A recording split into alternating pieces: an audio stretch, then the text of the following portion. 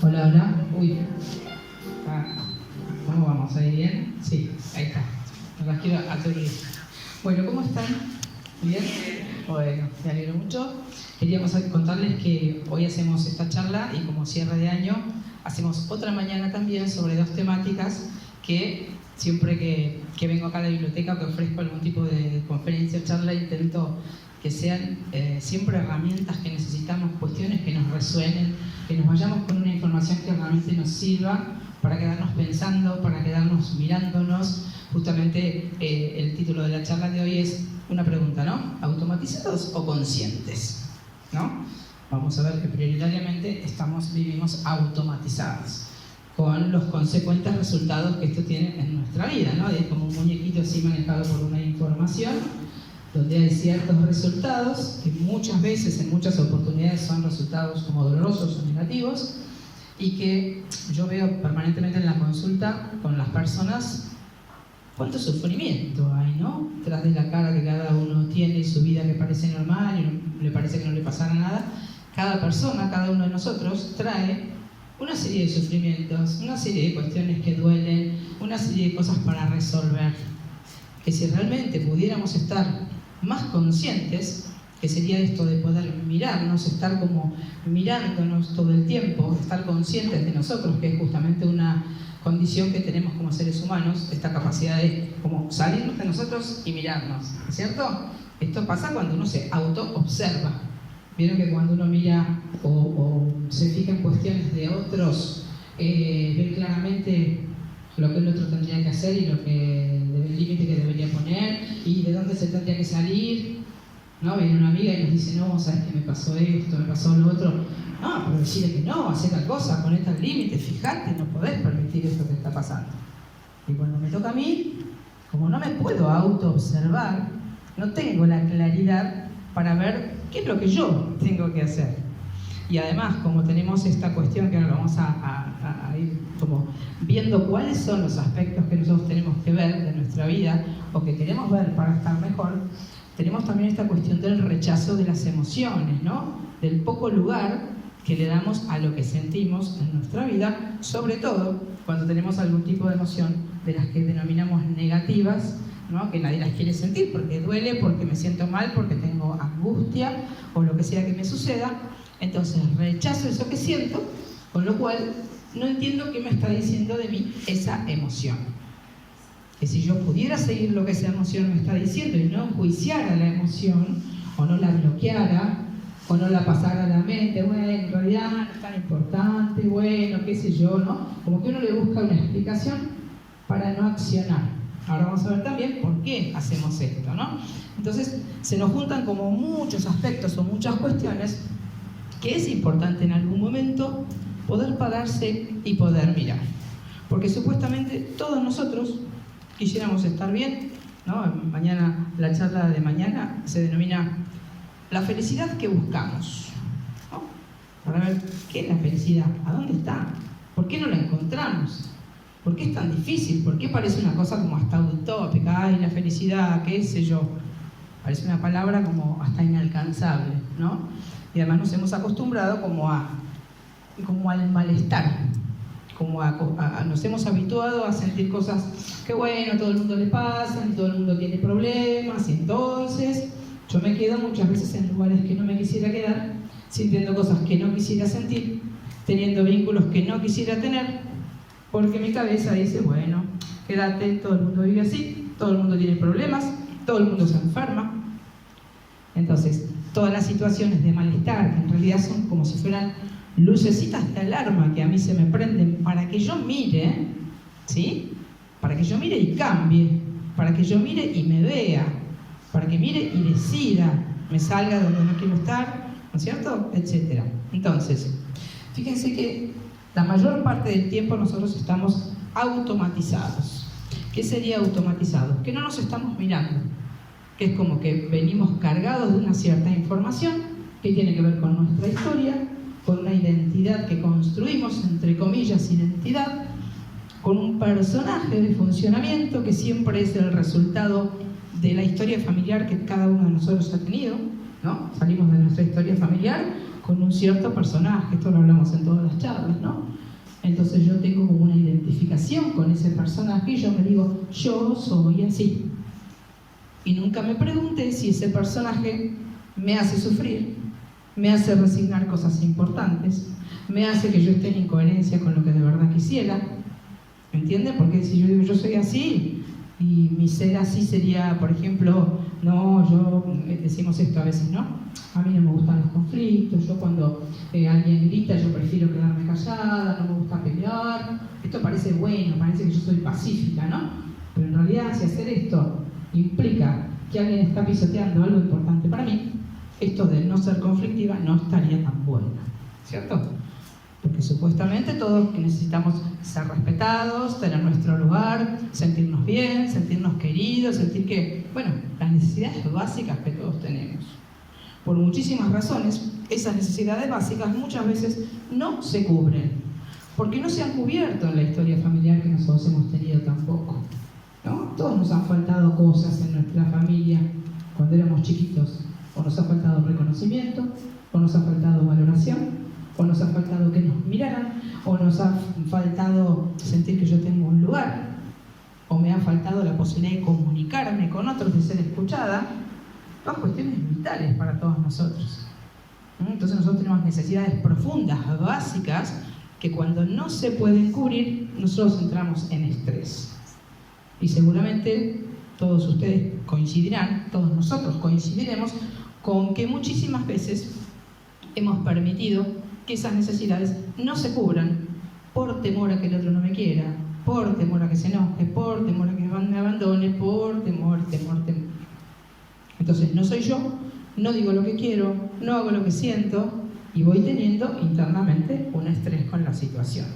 Esto seguramente lo han vivido todos, lo hemos vivido todos en infinitos momentos, ¿o no? Hacer lo que no quiero, no decir cuando quiero decir, callarme para que el otro no se enoje, aguantar una cosa que no quiero para que no me abandone. Todos hemos hecho esto miles de veces en nuestra vida. Y a lo mejor lo vamos a seguir haciendo.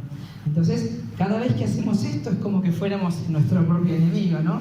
Estoy haciendo lo que no quisiera hacer. Entonces eso genera una incomodidad, una incoherencia. Básicamente una incoherencia. Por eso el proceso de coherencia, que sería la escucha profunda de lo que yo necesito y acciono en ese sentido, no, es lo más difícil para todos nosotros. Hay que hacer un trabajo intencional, consciente, para realmente poder manejarme de una manera por lo menos suficientemente coherente, ¿no? Nadie es 100% coherente nunca, porque todos negociamos cosas en algunos momentos, ¿no es cierto? Pero por lo menos esa coherencia que vamos logrando debería darnos un aceptable bienestar, ¿no es cierto? Que yo no esté enferma, que no esté deprimida, que no esté con angustia, que no tenga un síntoma en el cuerpo. Toda situación de angustia, de malestar, de depresión, de enfermedad, de cuestión que me suceda, es el resultado de alguna incoherencia, de alguna negociación de algo importante para mí, ¿sí? Bueno, entonces, fíjense que para poder estar conscientes, ¿qué tenemos que hacer? Estar presente. Hoy se habla mucho de esta palabra presencia, que presencia no es como la vemos habitualmente, sino que se habla de la presencia como la capacidad de estar en mí y poder verme, estar en el momento presente, ahora, conectada con lo que yo siento, ¿sí? Vieron que muchas veces pasa que, no sé, estamos tomándonos un café así parados en la cocina porque tenemos que ir y nuestra cabeza estamos tomando el café, pero estamos con la cabeza ya. Entonces yo no estoy presente, no estoy tomando el café cuando tomo el café, bañándome cuando me baño, comiendo cuando como pensando en eso, como el café pensando más allá, lo que tengo que hacer después. O sea que pocas veces estamos en un estado de presencia. Pocas veces estamos realmente conectados con el momento presente. Hoy hay mucha bibliografía interesante sobre el momento presente, el poder de la hora, a lo mejor algunos lo han leído de Eckhart Tolle, ¿no? Hay muchos libros que nos hablan de esto, pero es como que tuviéramos que hacer un esfuerzo intencional para poder estar presentes. Porque quiero contarles cómo funciona nuestro cerebro. Prioritariamente, dos palabras desde el enfoque de las neurociencias, es importante que sepamos cómo funciona nuestro cerebro. el cerebro funciona siempre en automático. ¿Qué sería esto? Que si yo actúo de cierta forma en ciertos momentos, va a actuar siempre de la misma manera. Para el cerebro, una situación nueva no tiene como si fuera recursos para enfrentarla. Entonces, actúa desde lo que ya pasó. En esta situación actúe así, otra situación acá actúa igual, y acá actúa igual, y acá actúa igual. ¿Sí? El cerebro es como si fuera vago, mínimo esfuerzo, y funciona siempre desde el pasado. Entonces yo me veo en situaciones nuevas actuando con mecanismos viejos, si no estoy consciente. ¿Entienden? Se habla mucho en neurociencia de lo que es una mente divagante. Mente divagante es esa automatización, los pensamientos, miles de pensamientos que permanentemente pasan por nuestra cabeza. ¿Saben que dicen que hay 65.000 pensamientos diarios? Circulan. ¿Les ha pasado a veces que uno por ahí se ve como hablando solo, estás haciendo algo y de golpe que está hablando fuerte? Bueno, y uno lo mira y dice, ¿no? ¿Qué le pasa a ese? Pero aunque no lo digamos en voz alta, la cabeza está hablando igual. A veces hay alguno que lo dice fuerte, entonces parece el loco, pero en realidad nuestra cabeza siempre está rumiando 65.000 pensamientos diarios. Imagínense ustedes, ¿no es cierto? Pensamientos del pasado, de cosas que sucedieron, de creencias que tengo sobre mí, de cómo soy, de cómo me manejo, de cómo pienso. Todo viejo, con lo cual es como que yo estuviera en el presente viviendo el pasado. Porque si estoy actuando hoy como actué ayer, y antes de ayer, y antes de ayer, estoy viviendo el pasado en el presente. ¿Se entiende esto, no es cierto? Entonces, cuando nosotros estamos con lo que es la mente divagante, estamos absolutamente desconectados. Y no sé si la conocen a Nazaret Castellanos, que es una neurocientífica, tiene mucha información interesante en internet para escuchar sobre cómo funciona el cerebro. Es interesante saber un poquitito de esto, ¿no? Ella dice, hay un video que dice, mente divagante, mente infeliz. ¿Por qué? Porque no hay ninguna conciencia. Anda solo, como si fuera un perrito que va automatizado y yo estoy totalmente desconectada de mí. Ella habla de que la mente divagante da infelicidad. ¿Por qué? Porque no soy yo la que estoy digitando mis procesos, decidiendo lo que quiero hacer, sino que es el pasado que actúa por mí. Yo me levanto un día y hago lo mismo que ayer, que anteayer, que la semana pasada, que el año pasado. ¿Entienden? Entonces casi nunca estamos conectados al momento presente. Lo cual es una seria cosa, porque fíjense que justamente hay muchas enfermedades o síntomas, o nuestra propia infelicidad en muchos momentos. Fíjense, una depresión, por ejemplo, o una persona que tiene ansiedad. Una persona que tiene una depresión está conectada a emociones del pasado que no están resueltas. Rumia las emociones del pasado, no las ha podido resolver, no las ha podido gestionar, queda en el pasado, está hoy, pero está en el pasado. Y una persona que tiene ansiedad o que tiene ataques de pánico, que hoy hay tanto de esto, es una persona que está en el futuro. La ansiedad me lleva hacia adelante, es como que yo tendría que estar haciendo algo allá que en realidad no sé muy bien qué es, pero tampoco estoy acá. ¿Se dan cuenta? Entonces, esto de no estar en el momento presente tiene muchas consecuencias en nuestra vida. Por supuesto que es, ¿vieron? Por ejemplo, toda esta cuestión de la meditación, mindfulness y tantas técnicas interesantes que hay, justamente buscan eso, que yo me conecte con el momento presente, que sea consciente de mí en ese momento. Y vieron, no sé si han hecho meditación o no, pero uno cuando hace algún tipo de meditación, normalmente tiene paz, tiene tranquilidad, está todo bien en ese momento. Y después la mente dice, no, pero mañana mirá que tenés que hacer esto y tal cosa, o fíjate que ayer te peleaste con tu madre y entonces fíjate que rabia. Entonces voy del presente al futuro y nunca estoy donde tengo que estar, que es acá, conmigo, ahora, hoy, en lo que yo necesito. O sea, estamos desconectados de nosotros. Entonces, tenemos que pensar que donde está nuestra atención prioritariamente, está también nuestra energía. ¿Qué significa esto? Que si yo estoy como dándole prioridad a mi trabajo, a 8 horas de trabajo, después del trabajo llego cansada, agotada y listo, me tiro en el sillón y ya está, no hago más nada, no tengo tiempo para nada mío, mi atención y mi energía prioritariamente están puestas ahí. Con lo cual el resto de las cosas de mi vida no tengo energía para dedicarle. Muchas veces decimos no tengo tiempo, ¿no? ¿Cuántas veces hemos dicho no, y no tengo tiempo de salir a caminar, no tengo tiempo de ir a la gimnasia, no tengo tiempo de hacer lo que me gusta? Algún día cuando, ¿no? Y así nos va pasando la vida y ponemos nuestra energía y nuestra atención en cuestiones que tal vez, si nos pusiéramos a pensar así conscientemente, no son la prioridad en nuestra vida. Más allá de que todos tenemos que vivir y todos necesitamos un cierto dinero para vivir, ¿no es cierto? Hay muchas otras cosas que nos gustaría a lo mejor poder hacer, y por una cuestión de que nos agotamos la energía en eso donde está nuestra atención, no nos queda energía para el resto de las cosas. ¿Se entiende esto, no? Y casi todos tenemos como puesta más la energía en la parte laboral, ¿o no? Porque tenemos que vivir de eso y hay un sistema que funciona de cierta manera y todo el mundo vive de esa forma, y entonces el trabajo es lo más importante. Después, si nos queda un poquito de tiempo, bueno, algún hobby, ¿no? O algo como para que yo recargue las pilas. Entonces, sin querer estamos viviendo como a veces de una manera pobre en cuanto a la nutrición emocional que necesitamos como personas y con nuestra posibilidad de crecimiento, de expansión, de evolución, de transformación, que todos tenemos esa posibilidad.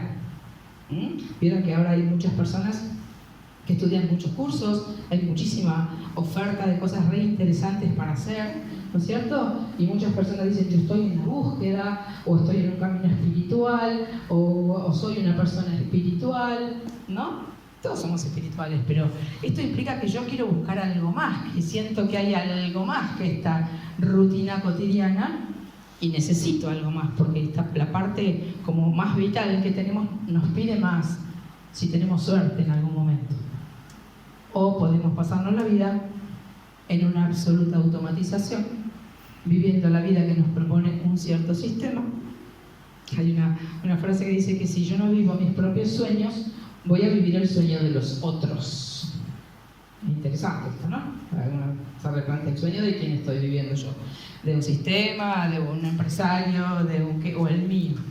Que también está todo esto de que como se vive de cierta forma y hay un sistema que funciona de cierta forma, bueno, todos vamos como muñequitos en el mismo sentido, ¿no? Entonces no es fácil parar, elegir una cosa distinta, salirse de lo que se espera, tomar ciertas decisiones.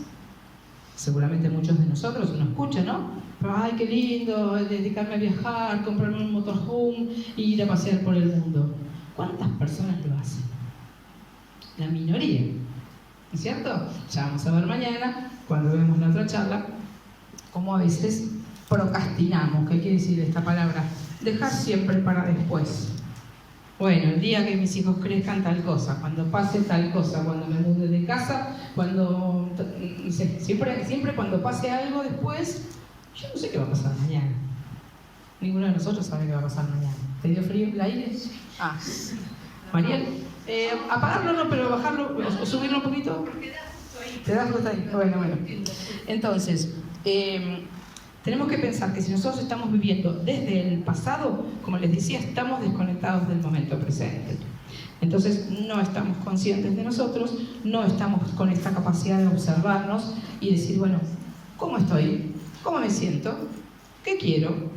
¿Qué tipo de vida estoy llevando? Yo quiero que hoy ustedes se vayan como si fuera con un montón de preguntas. Siempre en las charlas me gusta como soltarles un montón de preguntas para que ustedes se las lleven y después a lo mejor se las vayan contestando o no, ¿no es cierto? Cada uno sabrá. Pero fíjense, por ejemplo, cuando yo activo un ojo observador, tengo como si fuera toda mi vida para poder mirar, ¿no es cierto? Entonces, por ejemplo, ¿quién soy yo? Es una pregunta interesante, capaz que uno nunca se la hizo. ¿Quién soy yo? ¿Soy el personaje de la historia familiar? Casi siempre creemos que sí, ¿no? Como siempre les digo algunos ejemplos de los personajes con que salimos, ¿no? La que puede todo, la sumisa, la loca, la desvalorizada, la inteligente, la responsable, la hija perfecta, la que siempre confrontaba. ¿Vieron que salimos como con un personaje de la historia familiar? Que ese personaje depende de cómo nos han mirado a nosotros nuestros padres. La mirada materna y la mirada paterna nos ha construido a nosotros. Depende de cómo me miraron, yo creo que soy así. Si me miraron bien, salgo bien, con la autoestima alta, acá estoy yo, el mundo es un lugar lindo. Si tuve la circunstancia de que mis padres por sus conflictos no me miraron bien, sería que no me aprobaron, o me humillaron, o fueron violentos conmigo, o yo tuve un abuso, o pasó algo complicado en mi vida, yo salgo al mundo así, con un personaje de sumisión, de miedo, de desvalorización, de poca autoestima. ¿Entienden? La historia familiar nos ha construido a nosotros. Entonces, para que ustedes también se vayan ahí preguntándose, ¿cuál será el personaje que yo tengo? ¿Con qué personaje salí de la historia familiar? ¿En qué lugar quedé parada frente a la mirada de los otros? Porque de los otros es mi madre y es mi padre. Cuando yo a veces digo, ay, toda la gente es así o la gente tal cosa, estoy hablando de mis padres. Uno cree que está hablando en general, porque yo cuando vivo ciertas cosas en mi historia familiar, para mí eso es la vida, ese es el mundo, así son los hombres, así son las mujeres. ¿Cómo? Como mi mamá, como mi papá. Entonces después salimos inconscientemente a buscar más de lo mismo, porque estamos en automático, porque creemos que esa es la vida, porque creemos que esa es la forma de vivir, la forma de pensar y la forma de actuar, y que yo soy así como el personaje. ¿Me siguen, no es cierto? ¿Se entiende esto? Y lo que sucede es que nosotros, siempre digo que salimos como si fuera con el cartelito acá colgado. Tenemos un violín y tenemos el cartelito que dice la desvalorizada, la sumisa, la violenta, qué sé yo, lo que sea. Entonces nosotros simbólicamente ven ese cartelito mío. Y si yo tengo el cartelito que dice la sumisa, ¿qué creen que voy a encontrar en el mundo exterior como pareja, por ejemplo? Voy a encontrar un dominante, voy a encontrar un manipulador que me olfateó y me vio el cartelito que yo tenía, porque nosotros emitimos una energía de acuerdo al cartelito que tenemos. Y esto lo vemos también en la actitud corporal de la gente. No es lo mismo, siempre doy este ejemplo. Si yo entro hoy así, hola, buenas noches, les voy a dar esta conferencia. Está diciendo, qué energía que tiene esta mujer. Y yo, hola, ¿qué tal? Muy buenas noches, ¿cómo están? Les voy a dar la conferencia. Dicen. Dije las mismas palabras, pero la energía que yo transmito es otra. Pero los vínculos son campos energéticos. Y nosotros nos medimos inconscientemente con las otras personas. ¿Se dan cuenta? Entonces depende de lo que yo emita, es lo que voy a encontrar del otro lado. Por eso, nunca encontramos personas por casualidad. No es que yo tengo mala suerte y siempre encuentro el mismo tipo de persona. ¿Qué energía estoy emitiendo yo? ¿Desde qué lugar estoy vibrando? Que mando esa energía a lo que es el campo cuántico, que alguna vez hemos hablado, alguna vez volveremos a hablar porque es fundamental, y me vuelve la resonancia de lo que yo emití. Emití desvalorización, me viene un dominante, porque los vínculos, cuando no están trabajados, se alinean desde lo que sería lo complementario. Si yo emito energía de manipulada, me voy a encontrar un manipulador. Si emito energía de sumisa, me voy a encontrar un dominante. ¿Sí? O si salgo al mundo llevándome todo por delante, que voy a encontrar ahí una persona que sea poquito para que yo la pueda dominar. Por supuesto que esto pasa en los vínculos cuando nosotros no hemos trabajado en nuestro conflicto. Porque el conflicto que vamos a vivir en los vínculos de pareja es el mismo que ya viví antes. Yo no vivo cosas nuevas en la vida adulta. Yo salgo a reeditar mi conflicto cuando no he trabajado. Es como que cambio de escenario, por supuesto que no lo tengo consciente, yo no lo sé. Yo creo que elijo una persona porque me enamoré, porque me encantó, pero si el inconsciente sale y dice, che, acá tenemos esto para resolver. ¿Dónde está el que te va a hacer vivir de vuelta este conflicto? A ver si vos lo vas a ver, lo vas a mirar y lo vas a poder resolver. Si no, ¿qué pasa? Salimos a repetir los conflictos. Que las situaciones no son iguales, pero la emoción que yo siento ya la conozco. Por eso el cartel que nosotros llevamos, por eso es tan importante que ustedes lo busquen, no para que lo digan, para que lo vean para ustedes mismos. ¿Con qué cartel salí? ¿Y cuál es la consecuencia en mi vida de ese cartel que yo tuve? O tengo todavía. Porque además, ¿saben qué pasa? Lo confundimos con nuestra identidad, ese cartel. Entonces, si yo creo que yo soy así, que yo no sé poner límites, que yo no tengo coraje, que yo no sé decir que no, lo voy a representar exactamente así mi personaje. Y voy a hacer todas esas cosas que me dije. No voy a decir que no, no voy a poner límites, ¿entienden? ¿Por qué es tan importante? Porque uno lo termina creyendo cierto, ese personaje con el que yo salgo. Pero van a ver que si uno no lo ha trabajado, lo que ese personaje genera en algunos momentos es sufrimiento, malestar, incomodidad. Porque yo no soy verdaderamente eso. Es como que me hubiera puesto, siempre digo esto, no, como un traje, que ya ahora me aprieta, me molesta, ya no me resulta cómodo esto que estoy haciendo. Entonces es el momento de registrar y chequear ese malestar, poner el ojo observador sobre mí para ver qué me está pasando, qué estoy negociando, por qué estoy permitiendo esto, qué es lo que yo necesitaría hacer, por qué no lo estoy haciendo. Esto es el ojo observador, ¿se dan cuenta? El ojo observador me llena de preguntas. Y cuando yo activo ese ojo observador, empiezo a tener las respuestas. Pero si no lo pregunto, nunca las voy a tener esas respuestas, ¿no? Entonces, es súper importante ver esto, cómo nos construimos, cómo nos han mirado, qué personaje nosotros hemos adoptado y cuáles son las consecuencias que tiene en nuestra vida habernos manejado de esta forma. Quizás que no pude ser coherente en un montón de momentos, que no pude expresarme y decir lo que de verdad quería expresar. Y fíjense también que la historia que nosotros hemos vivido construye lo que se llama en programación neurolingüística mi modelo del mundo. Mi modelo del mundo es como si fuera este recinto donde hay ciertas cosas, ¿cierto? A las sillas, el telón, el escenario, las luces. ¿Hay más cosas? ¿Hay flores? ¿Hay árboles? ¿Hay animales? No. Entonces yo creo que este es el mundo. No, ¿qué me hablas de elefantes? No hay. No hay monos, no hay flores. Pero existen, no, pero yo no las veo. Este es mi modelo del mundo y me manejo en ese modelo del mundo como si eso fuera lo que existe.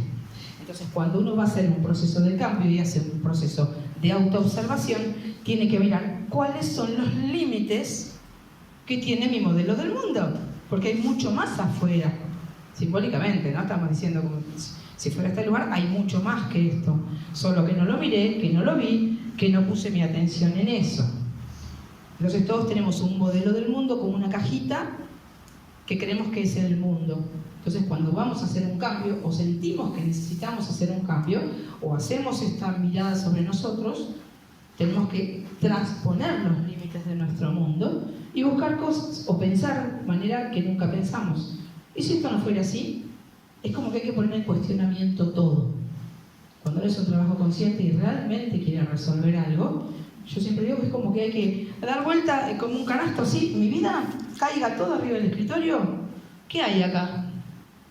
¿Qué es lo que de esto me sirve y qué es lo de acá que no me sirve más a mí? Entonces ahí yo estoy conscientemente, con mi atención puesta en lo que sí y en lo que no, eligiendo cómo quiero ser, cómo me quiero manejar, cómo me quiero sentir. Todos tenemos esta posibilidad. Solo que venimos en general tan automatizados con un chip que es como si fuera un chip simbólico, ¿no? ¿De dónde sale ese chip que tenemos? Como decimos, de la historia familiar. También sale, por supuesto, hoy se habla mucho de lo transgeneracional, ¿no? Toda la historia que vino antes de mí, los sufrimientos de las personas de la familia, que están sin resolver.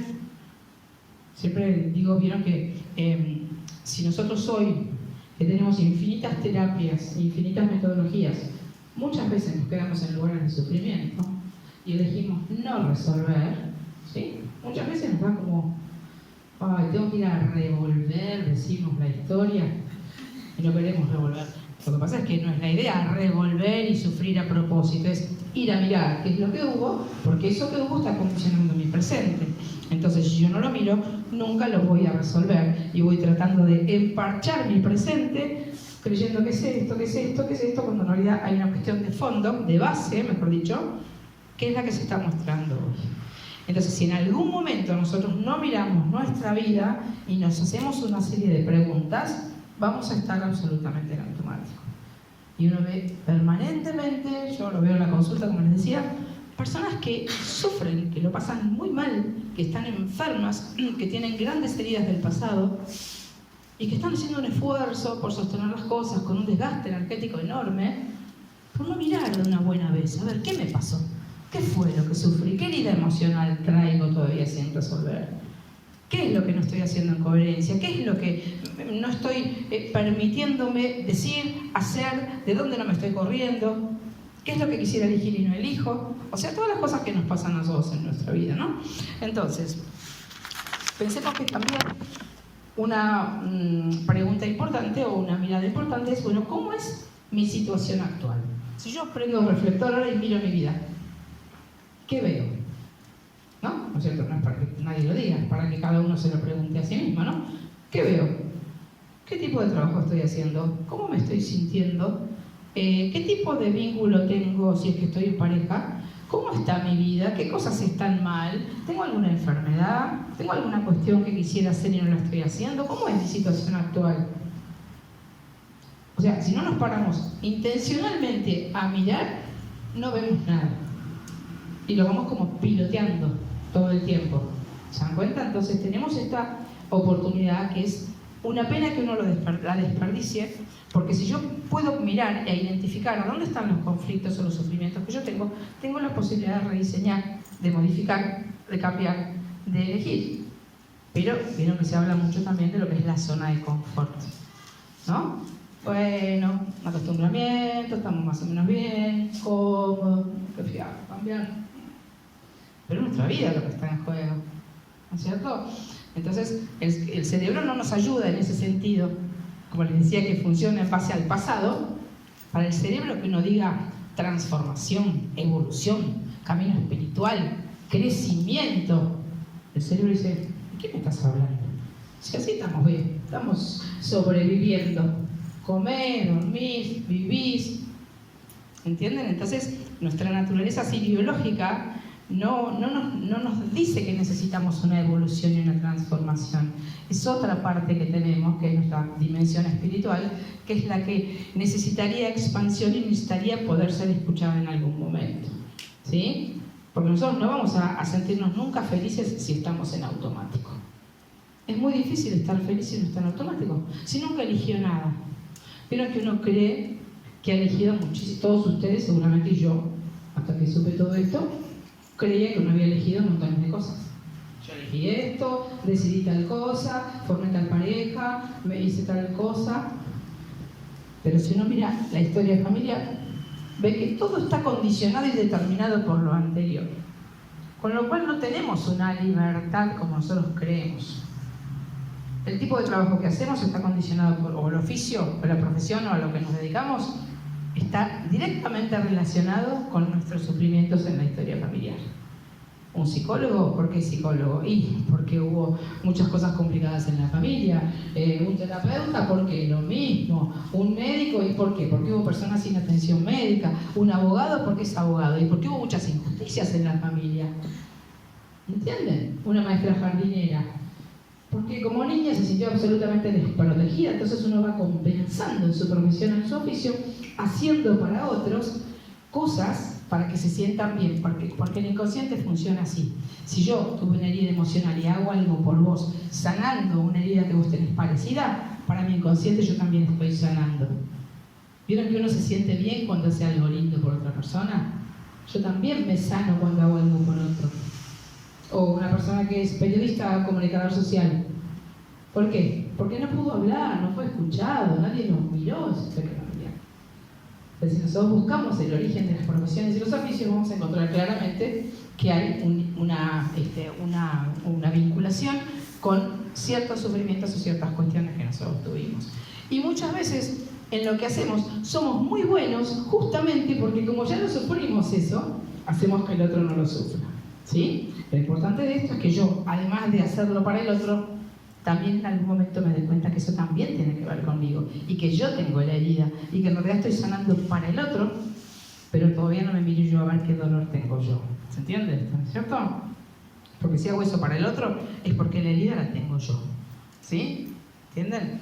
Por eso es tan importante saber qué herida emocional traigo de mi historia. Todos tenemos alguna. Es rarísimo la persona que no salió de la historia familiar, que salió impecable, acá estoy yo, querida, valorada, reconocida, con un lugar, con un territorio. Yo no la vi, ¿cierto? Siempre algo nos ha faltado. O a lo mejor sí hay, ¿no? Y yo no me las he encontrado. Pero en general no, porque nuestros padres están llenos de conflictos, vienen con sus propios sufrimientos sin resolver y actúan con nosotros en base a esos sufrimientos, como nosotros actuamos con nuestros hijos en base a nuestros propios sufrimientos. Que sería tema para otra charla, ¿no? ¿Desde qué lugar somos padres? ¿Desde qué lugar nos vinculamos con nuestros hijos? Pero bueno, sería como muy, muy largo. Acá en esta historia familiar y en este modelo del mundo que nosotros instalamos, aparecen varias cosas que nosotros sería importante que pudiéramos mirar. Por ejemplo, ¿qué pensamos nosotros de nosotros mismos? ¿Qué autopercepción tenemos? Hoy se usa mucho esto de cómo me autopercibo, ¿no es cierto?, con las cuestiones de género, pero estamos hablando de otra cosa. ¿Cómo me autopercibo? Sería si me siento valiosa, si me siento importante, si me siento con derecho a, o me siento que no merezco. El merecimiento, ¿no? Una enorme palabra en nuestra vida. ¿Qué es lo que yo merezco? El merecimiento se activa en la historia familiar infantil, de acuerdo a lo que a mí me hayan dado, cómo me hayan querido, cómo me hayan tratado. Si tuve la mala fortuna de que no me hayan tratado bien, voy creciendo, o que me hayan gritado, o que me hayan insultado, muchísimos casos que esto sucede. ¿Cómo crezco? Y sintiéndome incorrecta, sintiendo que no merezco, entonces pues voy por la vida soportando situaciones, total, yo, ni merecimiento. Es una enorme palabra el merecimiento, porque tiñe toda nuestra vida. Porque si yo siento que merezco todo lo bueno, no voy a permitir que nadie me pise, no voy a permitir que nadie me desvalorice, no voy a permitir quedarme callada cuando necesito hablar. ¿Se dan cuenta? Entonces, el merecimiento, pregúntense, ¿qué grado de merecimiento siento que yo tengo? En la teoría, decimos, no, yo me merezco lo mejor, la mejor vida del mundo. Sí, pero en lo concreto, ¿qué es lo que está pasando? ¿Cuál es el resultado? Porque si uno no mira estas cosas, imagínense, a lo mejor ustedes nunca se pusieron a pensar esto que estamos hablando hoy. Y hoy que están acá, a lo mejor para algunos será la primera vez que uno se hace estas preguntas. Personaje, herida emocional, merecimiento, qué sé yo nunca pensé en estas cosas.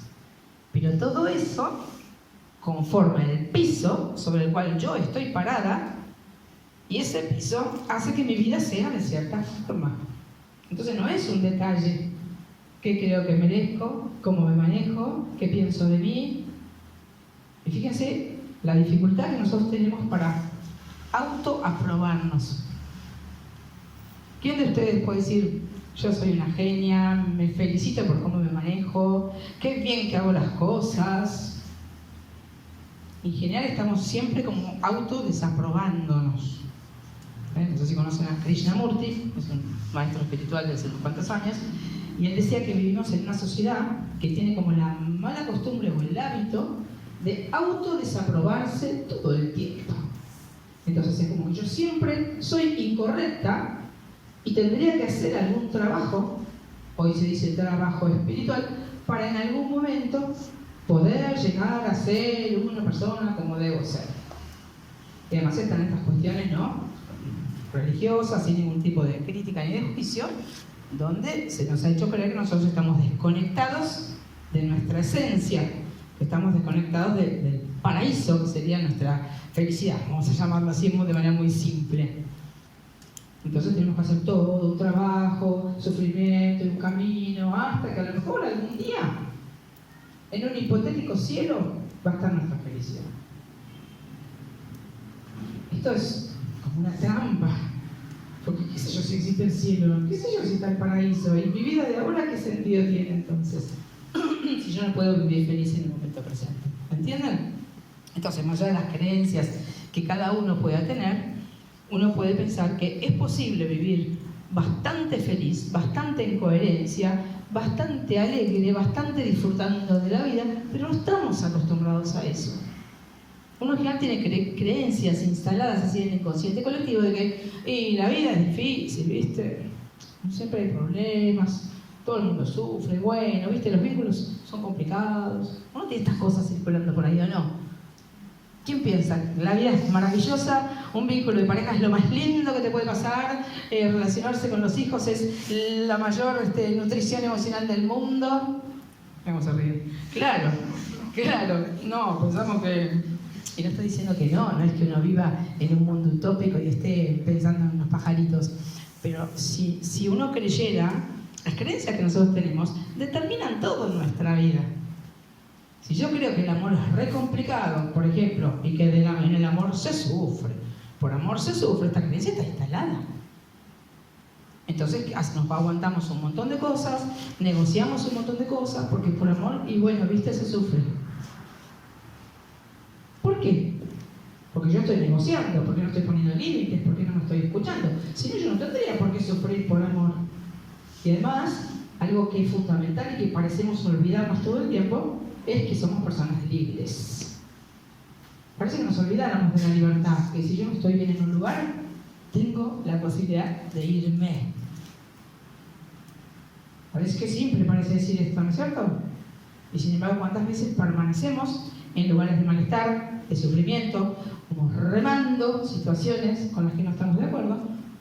Porque bueno, los vínculos son difíciles y bueno, un poquito hay que sufrir, ¿no? Todas estas cosas no nos ayudan a nosotros en nuestro crecimiento y en nuestra coherencia.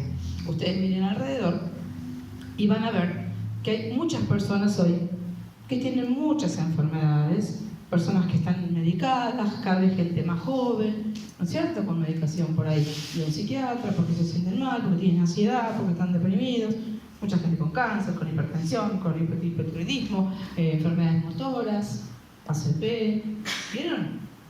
Que como que hay mucha enfermedad. Entonces, evidentemente, la manera en que nosotros estamos viviendo no nos estaría sirviendo demasiado. Hay algo que nos muestra que estamos desconectados. Porque una enfermedad física o un síntoma nos muestra que hay una incoherencia, que estamos como negociando algo, que estamos sufriendo en un cierto aspecto. Una persona que está coherente, en general, no se enferma. Porque se está escuchando, porque está escuchando su necesidad, porque se está respetando, entonces no tiene estrés. Una enfermedad es el resultado de un estrés que yo no pude gestionar. Entonces mi cuerpo lo está gestionando por mí. Es el gran desafío para nosotros, la coherencia, escucharme, hacer lo que necesito, poner los límites cuando no quiero algo, poder expresarme cuando necesito comunicarme. Y esto en general no lo hacemos.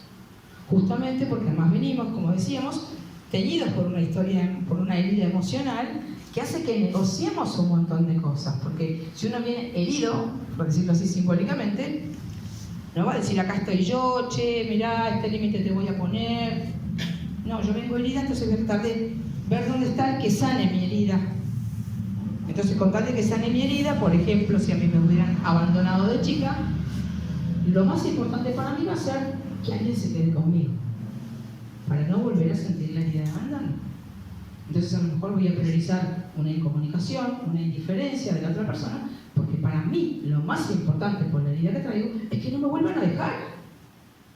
¿Se dan cuenta? Entonces, si yo no sano mi herida, voy a funcionar desde mi herida y me voy a vincular desde mi herida. Con lo cual nunca voy a poder ser yo verdaderamente. ¿Se dan cuenta? Entonces, ¿qué es lo que yo pienso de mí? Sería muy importante que ustedes se lo pregunten. ¿Cómo creo que soy yo? A veces yo les pido a las personas casi siempre que se definan en la consulta. Bueno, ¿cómo sos? Y la persona me dice, primero que le cuesta encontrar porque nunca pensó. ¿Cómo soy? Ay, no sé, qué difícil. Bueno, soy así, asá. ¿No? No lo habían pensado y sin embargo están funcionando de acuerdo a esos pensamientos que nunca pensaron. ¿Entienden? O sea, hay una información automática en mí que me hace actuar de cierta forma y que yo creo que soy así, pero nunca elegí eso. Entonces, cuando uno hace un trabajo consciente, yo puedo elegir cómo quiero ser, cómo me quiero manejar. Pero para poder hacer eso tengo que sanar primero lo que me ha dolido. ¿Entienden? Porque seguramente todos quisiéramos ser personas seguras, personas asertivas en la comunicación. Necesito decirte esto y voy y te lo digo con todo respeto. Soy yo. Todos quisiéramos esto, ¿no es cierto? Poder ser nosotros y ser coherentes. Y sin embargo, casi nunca somos coherentes. Justamente porque tenemos toda esa información automatizada que no está resuelta. ¿Entienden? Entonces, la autopercepción. ¿Quién creo que soy? ¿Qué merecimiento creo que tengo en la vida? Son preguntas interesantes para que uno se vaya haciendo, ¿no? Y después, ¿cuánto me estoy escuchando yo internamente? Esto de la escucha interna es algo sumamente importante. Porque en general, justamente como venimos heridos, por eso insisto en esto, porque es importantísimo, yo estoy más mirando los de afuera que escuchándome a mí en lo que yo necesito. Porque de la afuera depende la resolución o la sanación, lo estoy esperando. Entonces a veces espero que otros cambien para que yo me sienta bien, o que la otra persona venga y me escuche cuando a mí mi madre nunca me escuchó. Estoy esperando de la afuera la solución de lo que me pasa. Y cuando esperamos de la afuera, no lo vamos a encontrar. Y nos vamos a encontrar con más de lo mismo, con frustraciones, con dolores, porque no nos vamos a encontrar que el otro viene y me sana mi herida. Si esa persona no me hizo a mí la herida que yo traigo, la traigo de allá. De allá vimos toda la historia familiar. ¿Se dan cuenta? Pero vamos buscando, y en los vínculos de pareja esto pasa muchísimo, quién sane la herida emocional que yo traigo. Que una pareja me sane a mí la herida emocional que me hicieron mis padres. Reclamo infructuoso. No tenemos este resultado, sino que nos encontramos con el mismo sufrimiento que tuvimos allá, ahora lo tenemos acá. O sea que vuelvo a vivir mi conflicto, el inconsciente me pone otro escenario donde conecto con la misma emoción de abandono, de dolor, de desvalorización, de humillación, de lo que sea. ¿Entienden? Entonces, ¿cuál es la solución? La solución es que yo me pueda mirar a mí, que yo me pueda ver a mí. Entonces, otra pregunta interesante es, ¿cuál es la herida que traigo yo? ¿La sané en algún momento? A lo mejor ni siquiera la han identificado, ¿no? ¿Hay alguien que la haya identificado? No para que la diga. ¿La identifican? ¿Saben cuál es la herida que traen? Bueno, algunos sabrán, otros no sabrán. ¿Saben cómo se van a dar cuenta? Porque esa herida se va a repetir, la emoción que esa herida me genera, se me va a repetir muchas veces. Y me voy a encontrar en ese año, uy, acá me pasó esto con este vínculo. Oh, ¿sabes que otra vez me encontré con la misma situación? ¡Qué mala suerte tengo! 3 veces me encontré en el mismo tipo de pareja. No, es la herida emocional que se te está mostrando. Che, acá está, la vas a resolver, es esta. Humillación, por ejemplo. Me encuentro otra vez. El inconsciente nos va poniendo tantas veces como sea necesario el conflicto hasta ver si nosotros entendemos y lo podemos resolver. Entonces, la solución de lo que nos pasa, de nuestra incoherencia o de nuestra infelicidad, está absolutamente en nuestras manos, la posibilidad de resolverlo. No tenemos que buscar afuera, no tenemos que buscar que nadie repare lo que a nosotros nos dolió. Porque además, fíjense que si yo hago esto, es como que estoy poniendo en manos de ella que yo me sienta bien. Si vos me sanás mi herida, yo me voy a sentir bien. Si no haces nada de lo que yo estoy esperando, ay, ¿cómo voy a sufrir? ¿Qué protagonismo tengo yo en el proceso entonces? Tengo ninguno. ¿Entienden? Entonces, esto del no procesamiento o el no saber qué hacer con lo que sentimos es un punto fundamental también. ¿Quién de ustedes cuando tiene una emoción dice, a ver, ¿qué emoción tengo? A ver, ¿cómo proceso esta emoción? A ver, nadie.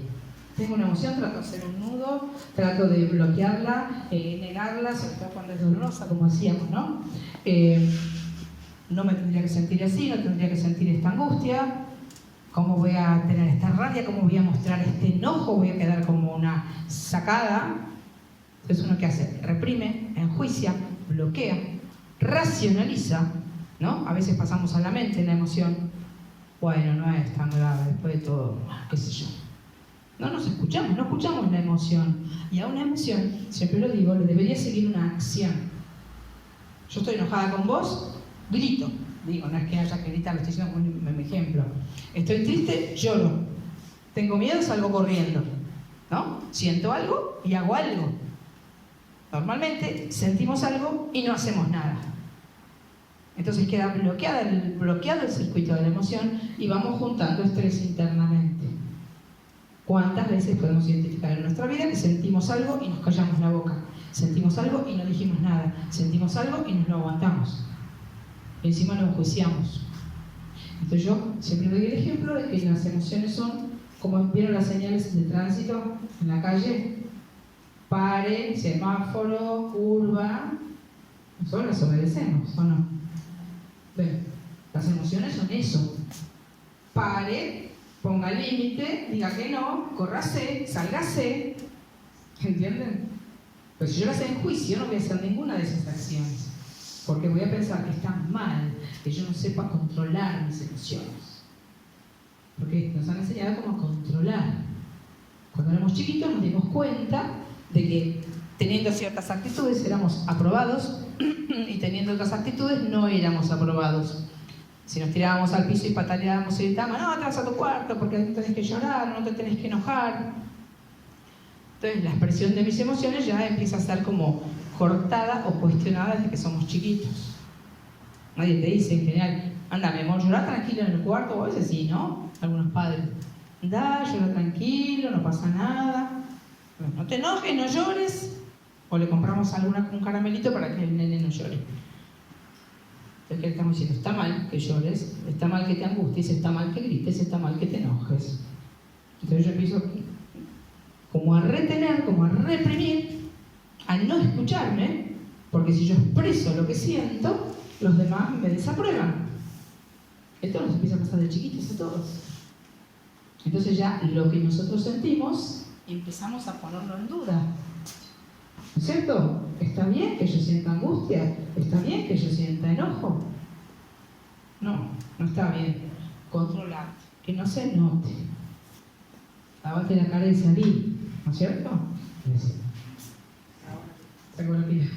¿Entienden? Entonces no tenemos una fluidez con las emociones. Esto no significa que no tenga que ir por la vida a los gritos, ¿no es cierto?, y peleándose con todo el mundo. Pero ¿qué es lo que siento y qué es lo que necesitaría hacer en coherencia con esto que siento? Si yo puedo hacer este proceso, tengo angustia, por ejemplo, me tengo que preguntar, ¿por qué tengo angustia?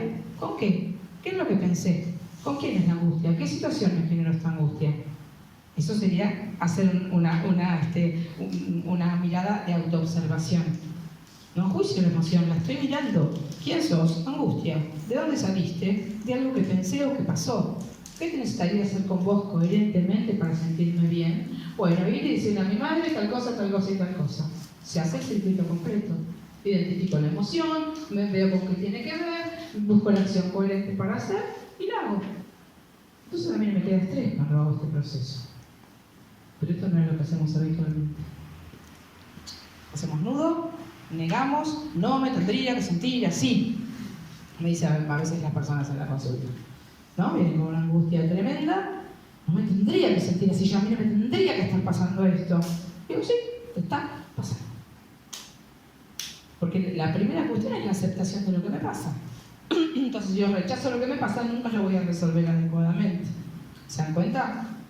Entonces, que las emociones son indicadores fundamentales y que nosotros tenemos que revalorizar la emoción. Piensen que somos mente, cuerpo y emociones. Entonces, si yo niego las emociones, estoy negando una parte de mí. Una parte sana, saludable, que me da una información. Porque las emociones, igual que las enfermedades y los síntomas, son como puertitas de acceso a mi conciencia. Si yo estoy furiosa con alguien, es porque yo ahí tengo algo que hay que resolver. Si lo miro, sé que hay algo para resolver.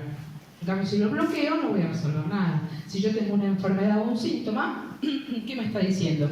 Che, hay algo que está en incoherencia. Estás en estrés en algún aspecto. Estás negociando una ansiedad importante. Entonces, si yo no entiendo lo que el síntoma me está diciendo, no resuelvo nada. ¿Se dan cuenta? Entonces, tengo que mirar. Tengo que mirar con atención, entendiendo que las emociones me están hablando de mí y me están dando una información importante de qué es lo que no está bien en mi vida. Entonces, cuando yo lo miro con atención y con deseo de resolver, veo. Cuando yo me hago consciente y me miro, veo. Pero como en general no nos miramos, no vemos nada. O a veces elegimos no ver, ¿no? Que cada uno tiene el derecho a mirar o a no mirar y a vivir como tiene ganas de vivir. Pero tenemos esta posibilidad de estar bien. Las personas que están bien no están bien porque tienen buena suerte, sino porque son personas que han aprendido a mirarse, que han aprendido a escucharse, que han aprendido a resolver, que han aprendido a decidir, que han aprendido a poner límites, que han podido decir que no, que se pueden escuchar. Tiene un costo ser coherente. En cambio, ser sumiso y todo también tiene un costo, pero no es un costo social. Porque si yo me adapto a todo, ¡ay, qué buena, qué bonita que es la nena! Nunca llora, nunca grita. Es tan bonita, pobre. Cuando sea grande va a ser una persona reprimida. Es cómodo una persona que es así, buenita y tranquila, así re cómodo. En cambio, un nene confrontador, que se enoja, que cuestiona, que es molesto. Cualquier persona que es así es como molesta. Porque en general, como casi todo el mundo es incoherente, la mayor parte del tiempo, cuando hay alguien coherente, molesta porque está haciendo algo distinto a lo que estamos haciendo todos. ¿Me cuenta? Entonces, también es importante que nosotros veamos en esta autoobservación si hay alguna emoción fuerte que nosotros tengamos pendiente de nuestra historia familiar. Que la emoción esta que yo les digo está directamente vinculada a la herida emocional que traemos. Supongan que a mí me hayan pegado mucho de chica, ¿cierto? ¿Qué emoción debería tener yo? Rabia, enojo, impotencia, sensación de injusticia. Y por más que yo haya crecido, esa emoción me ha acompañado a mí durante toda mi vida y está hoy acá en mi presente, tenga yo la edad que tenga. A veces creemos que porque pasó el tiempo, yo ya estoy grande y bla, bla, bla, la emoción quedó allá en el tiempo. Esto no es así, porque el inconsciente es atemporal.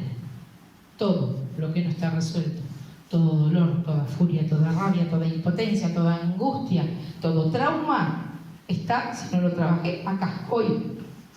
¿Y saben qué? Filtra mi manera de mirar la realidad, mi manera de relacionarme con los demás. Está acá. Es como unos lentes simbólicos. ¿Sí? ¿No vieron que a veces uno reacciona ante ciertas situaciones de forma desmedida? ¿Nunca les pasó? Que uno dice, che, pero no es para tanto, fue una pavada. Y uno reacciona con una furia como si fuera... Después uno mismo se mira y dice, ay, pero sí, realmente no era para tanto. ¿Por qué? Porque tenemos una carga previa emocional que traemos, ¿cierto? Entonces a veces reaccionamos de manera desmedida. Cuando yo reacciono de manera desmedida, no es el suceso actual el que a mí se me está jugando ahí, sino que es lo que yo traigo de la historia que no está resuelta.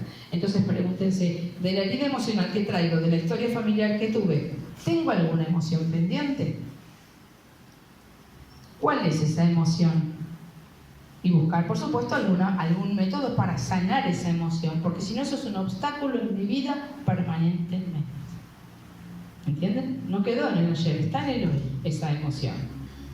Entonces, si yo no la resuelvo, voy a estar permanentemente viviendo esa emoción en distintos escenarios, con distintas personas, y eso además, ¿saben qué? Me resta a mí una dosis importante de energía. Cuando nosotros estamos, por ejemplo, con un trauma, si yo hubiera tenido, por ejemplo, un abuso en mi vida y nunca lo dije, nunca lo trabajé psicológicamente, hay una parte de mí que está un montón de energía que está así como sosteniendo ese trauma. Que lamentablemente hay muchísimos abusos, ¿no? Mucho más de lo que uno pensaría. Entonces hay una cantidad de energía mía que está sosteniendo eso que pasó. No es que está ahí y no tiene ninguna incidencia. Entonces a mí me queda como poca energía, menos, para mi vida, mi trabajo, mi pareja, mis hijos y todo esto. Entonces cuando uno trabaja estas cosas y entra, por supuesto, acompañado terapéuticamente con un buen soporte, entra el dolor, ¿no es cierto? Lo transforma, se fortalece, lo resignifica y lo puede, como si fuera, hacer más chiquitito, lo puede integrar. Integrar sería que una situación de mi vida muy dolorosa la pueda como reducir, a bajarla emocionalmente, drenarla y poder guardarla entonces como parte de mi historia, pero que ya no sea un obstáculo. ¿Se entiende? ¿No es cierto? Es como poder darle un lugar a eso que sucedió, pero un lugar que a mí no me demande energía, mucha energía, y que no se me esté mostrando permanentemente, porque se va a mostrar. Aunque uno ya no se acuerde, a muchas personas les pasa que ni siquiera tienen conciencia de que les pasó cierta cosa, porque la mente bloquea muchísimas situaciones, ¿no? Entonces, quiero decirles como últimas cosas, a ver, que nosotros funcionamos como si fuera un proceso creador automático. ¿Qué sería esto? Nuestro cerebro, ¿vieron cuando nos hace un electroencefalograma? El aparatito que mide la electricidad de nuestro cerebro, o cuando hacemos un electrocardiograma. Bueno, hay electricidad en nuestro cuerpo, hay energía eléctrica en nuestro cuerpo. Entonces, desde lo que sería el cerebro, todos nuestros pensamientos y nuestras creencias tienen una fuerza eléctrica. El corazón tiene más una fuerza magnética, de atracción sería magnética, ¿no? Entonces, cerebro y corazón sincronizados, ¿sí?, tienen una fuerza electromagnética. Esa fuerza electromagnética involuntaria, que es el resultado de lo que nosotros pensamos y de lo que nosotros sentimos en automático, ¿me siguen? Crea realidad. La realidad que crea en ese electromagnetismo es mi vida. Mi vida como resultado de lo que siento, de lo que pienso, totalmente en automático, resultado de la historia del personaje y todo lo que yo viví. Entonces, como pienso y siento, lo que yo vivo y mi realidad la creé yo con lo que pensé y sentí, en ese poder creador que tenemos esta cualidad. Tenemos una facultad creadora. Nuestra vida es el resultado de lo que pensamos y de lo que sentimos. ¿Sabían ustedes? Uno dice, no, la vida es así. Las cosas pasan porque a todo el mundo le pasa, porque la realidad está allá afuera, por eso pasa lo que pasa. No, no es así. Hay principios de la física, principios cuánticos, que muestran claramente esto. Nosotros tenemos un poder creador, pero no sabemos que lo tenemos y creemos que la vida dolorosa que tenemos es mala suerte. Algunos nacen con estrellas y otros estrellados, ¿no? Decimos a veces. No, esto no es así.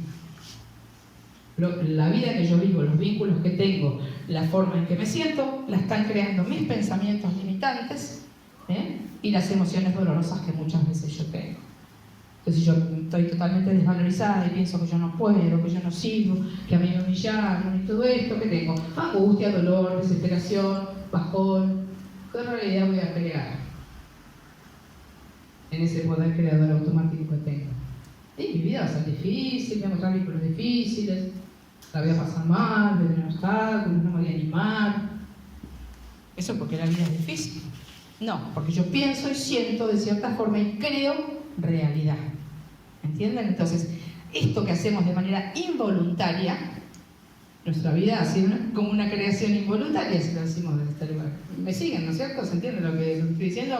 Bueno, entonces, podemos utilizar ese poder creador, esa facultad creadora, intencionalmente reprogramando mis pensamientos y reprogramando mis emociones. Porque si yo me digo cosas que a mí me sumen, o sea, creencias positivas, me quiero, me valoro, yo puedo, yo soy, voy a lograr lo que quiera, mi cerebro empieza a acompañar, mis emociones empiezan a acompañar esos pensamientos.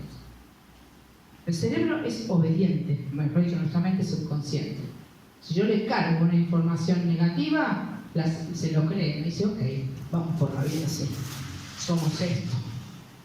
Si yo cambio esa información, como cambiar un chip, pongo otra información, cambio las creencias, porque puedo trabajar sobre mí, puedo verme y aprobarme y valorarme cuando a mí no me valoraron en mi historia, cambio la información. ¿Se dan cuenta? Y si cambio la información, cambia lo que yo siento, cambian las emociones, con lo cual cambia mi vida y cambian mis resultados y cambian mis vínculos. O sea que ese poder creador automático que todos tenemos, que ha creado nuestra vida sin nuestro consentimiento, vamos a decir así, podemos direccionarlo para crear, y esto no es una cosa como parece de tantos videos que hay, cambie ya, deje de sufrir, llame ya, estas cosas que parecen como spots publicitarios que dicen, ¿qué es esto? ¿No? De verdad uno puede cambiar, pero para poder cambiar tiene que activar el ojo consciente del que estamos hablando. Para primero poder mirar qué es lo que hay en mi vida, cómo estoy, qué tengo sin resolver, qué está pendiente, qué me duele, porque a veces sucede que, por ejemplo, teniendo la edad que tengo yo, uno podría tener una mamá que ya tiene, 80 y pico, 90 años, que toda la vida me manipuló, ¿no es cierto? Y yo voy a visitarla porque la tengo que ir a visitar, porque está viejita y porque bla, bla, bla. Y mi madre cada vez que voy me desvaloriza y me desvaloriza y me desvaloriza. Y yo con la edad que tengo sigo sufriendo o sigo esperando que algún día mi madre diga, ay hija, perdón, cuánto te quiero, qué importante sos para mí. Estoy creyendo en los Reyes Magos. O sea, sigo esperando que algún día pase lo que yo necesité. O sea, que mi madre sane la herida emocional que me hizo. Y esto nunca va a pasar. Entonces nos pasamos esperando y nuestra energía está como así, aunque tengamos la edad que tengamos, muchas veces, porque estamos esperando que el otro nos sane, que el otro nos resuelva. Entonces la verdadera solución está en que yo sepa que yo soy la única persona que puedo sanar la herida emocional que me hicieron. Entonces no busco más en el afuera, me miro a mí, trabajo conmigo, utilizo la técnica que sea, la terapia que más me guste y realmente identifico cuál es el obstáculo que yo estaba teniendo en mi vida. Porque esto, pierdan cuidado, que va a tener muchísimas consecuencias negativas en mi vida. Todo lo que no esté trabajado, como les digo, va a ser un obstáculo, ¿sí? Y va a ser una pérdida de energía para mí. Entonces, si nunca han trabajado terapéuticamente, por ahí está bueno, ¿no? ¿Cómo se puede dar cuenta uno qué es lo que tiene que trabajar? Mirando los resultados en su vida. ¿A dónde está el conflicto? ¿A dónde sufro? ¿Cómo son mis vínculos? ¿He podido avanzar? ¿No he podido avanzar? ¿Me quiero? ¿No me quiero? ¿Me valoro? ¿No me valoro? ¿Me sé comunicar? ¿No me sé comunicar? ¿A dónde sufro? ¿Entienden que si uno mira, uno ve? Y uno no se hace en la vida cotidiana estas preguntas en general, ¿cierto? Entonces, la escucha interna de la que yo hablaba recién es la conexión conmigo, ¿no? Porque, como les decía al principio, el cerebro, la mente, mejor dicho, siempre habla. Entonces, bueno, ¿qué dice mi mente? ¿Cuál es el discurso que está en mi mente? Si yo me siento mal, el discurso de mi mente indudablemente es un discurso negativo. Si yo me siento bien, el discurso de mi mente es un discurso positivo. Entonces, ¿qué discurso elijo a mí? ¿Voy a dejar que la mente sea, como les decía antes, una mente divagante? ¿O voy a tratar de que sea una mente consciente? En los momentos que uno puede, porque uno no puede estar 100% consciente. Creo que nos agotaríamos si estuviéramos todo el tiempo conectados, todo el tiempo conscientes. No lo podríamos sostener. Pero por lo menos prioritariamente y en algunos momentos, o cuando tenemos situaciones de malestar o de incomodidad, como si fuera que podamos parar y mirar. Paro y miro. Emoción desagradable, paro y miro.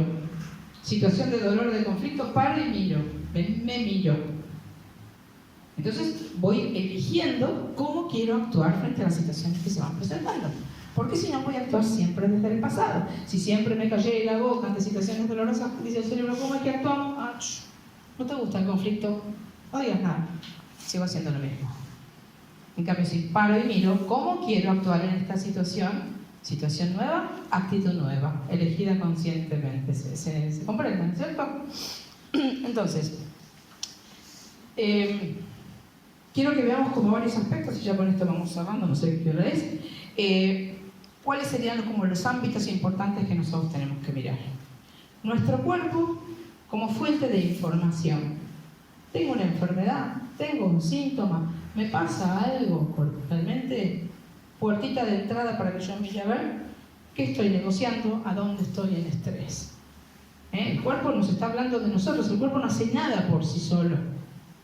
Siempre digo que el cuerpo no tiene una iniciativa, que de golpe empieza a fallar, empieza a hacer cosas raras. El cerebro es perfecto, tiene un control perfecto de nuestro cuerpo, de nuestras funciones. Cuando algo empieza a fallar, lo vamos a decir así en nuestro lenguaje normal, es porque hay un estrés, porque hay algo que estoy negociando, porque estoy haciendo algo que no estoy queriendo hacer y lo estoy haciendo o estoy en estrés con alguna situación. Si yo no tengo estrés, no tengo síntoma. Entonces, si tengo un síntoma, tengo estrés. Con lo cual podría mirar a ver qué es lo que está pasando que yo estoy teniendo este síntoma. Este síntoma me habla de mí. Una emoción desagradable me habla de mí. ¿Qué estás negociando? ¿Qué quisieras hacer? ¿Qué límite no estás poniendo? ¿Entienden que si uno activa este ojo, ante todo lo que pueda ser como desagradable en nuestra vida, tengo la posibilidad de mirarme? Y si tengo la posibilidad de mirarme, tengo la posibilidad de accionar conscientemente con lo que está sucediendo. ¿Se dan cuenta?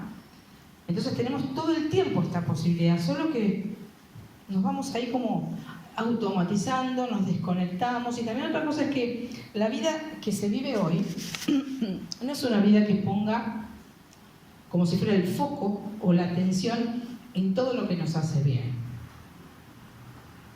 No prioriza el contacto con la naturaleza, el disfrute, ¿cierto? No, hay que trabajar. Y si te queda un ratito, como decíamos antes, bueno, hacete algo que te guste. Andate a estudiar crochet, pintura, bailar zumba, pero un ratito, una vez por semana. Después, a trabajar, que es lo más importante, ¿no? Entonces, ¿cuáles son nuestras prioridades? Porque si yo no me nutro emocionalmente, así como uno se alimenta el cuerpo con la comida, necesita alimento emocional. Uno necesita nutrición emocional, necesita disfrute. Porque si no nos amargamos la vida. y vivimos enfermos, y estamos deprimidos, y tenemos malos vínculos, y estamos bajón, y todas estas cosas, cuando podríamos vivir de otra forma. ¿Se entiende? Entonces, esta pregunta también llévensela. ¿Hay algún aspecto de mi vida en el que yo me esté nutriendo emocionalmente? Hay personas que van de la casa al trabajo, del trabajo a la casa y no hacen nada más. ¿Vieron los fines de semana cuando muchas veces uno ve en las autopistas o en los parques, en las plazas, las personas con su sillita y con el mate buscando un poquito de verde y un poquito de sol y un poquito de aire? En otra parte sana que dice, por favor, dame un poco de esto porque no puedo sostenerme con el trabajo, las obligaciones, el deber ser, la economía, las obligaciones. Necesito algo más. Entonces hemos dejado eso como para el final. ¿Se dan cuenta? Entonces, bueno, ¿dónde está mi atención? ¿Cuáles son mis prioridades? Es una linda pregunta también para que se lleven. ¿Cuáles son mis prioridades en mi vida? Vieron que a veces decimos, ay, no tengo tiempo para tal cosa. Una vez leí una frase que me encantó porque es simple, pero dice que uno hace lugar en su vida para lo que considera prioridad. Fíjense, si algo para mí es importantísimo, eso va a tener un lugar en mi vida, por más ocupada que yo esté. Pero en general lo que tiene que ver con nosotros, como no nos queremos, como no nos valoramos, como no nos priorizamos, como no nos respetamos, como no nos nutrimos, lo que tiene que ver con lo que a mí me gustaría y qué sé yo. Encima, si somos madres, primero los nenes, ¿no?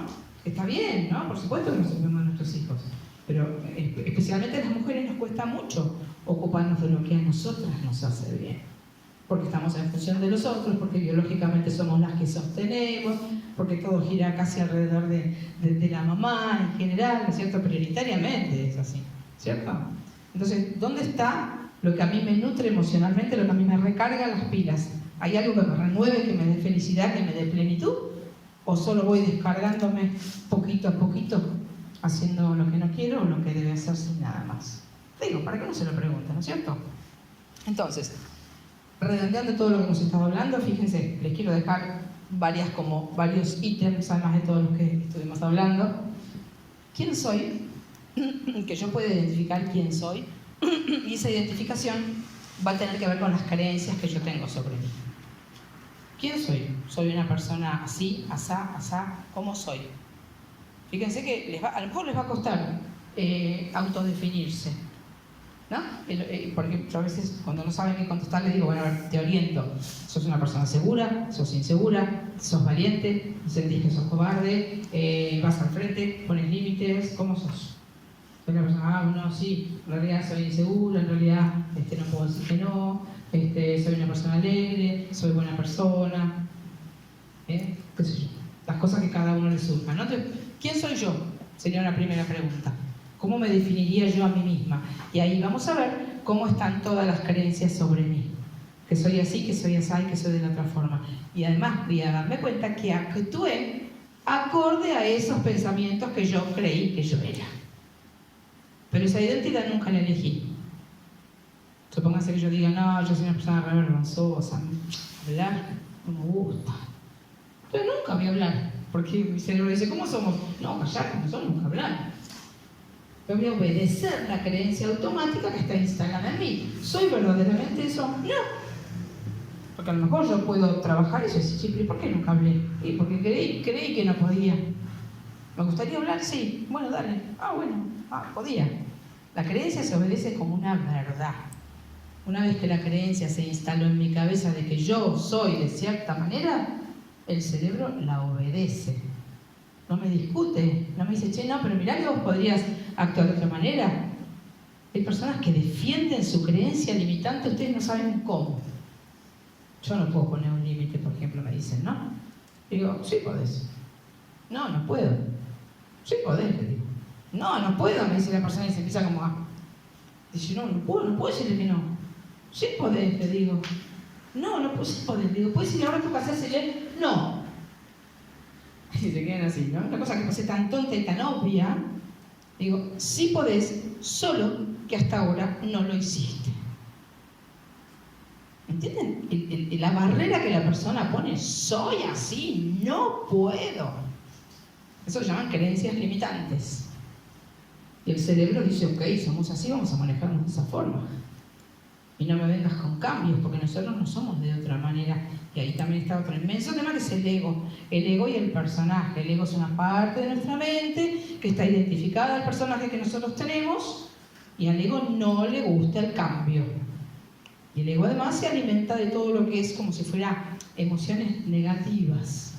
Al ego le gusta encontrar culpables, le gusta tener razón, le gusta el conflicto. ¿Vieron esas personas que se toman todo recontra personal, que no se puede discutir porque enseguida se enojan? O yo les digo algo porque pienso distinto y sacan, ¿no?, las uñas. Es el ego de la persona el que está como contestando y respondiendo. El ego es una parte que todos tenemos, saludable en una cierta forma, que nos permite que yo sea yo y que vos seas vos, pero ese ego queda pegado a lo que yo creo que soy. Entonces, para el ego, que yo cambie, que yo deje de ser quien era, en ciertos aspectos para el ego es como que desaparece, como que pierde sustento. Entonces, ahí está, siempre doy esta imagen del diablito y el angelito, ¿no? El diablito sería el ego.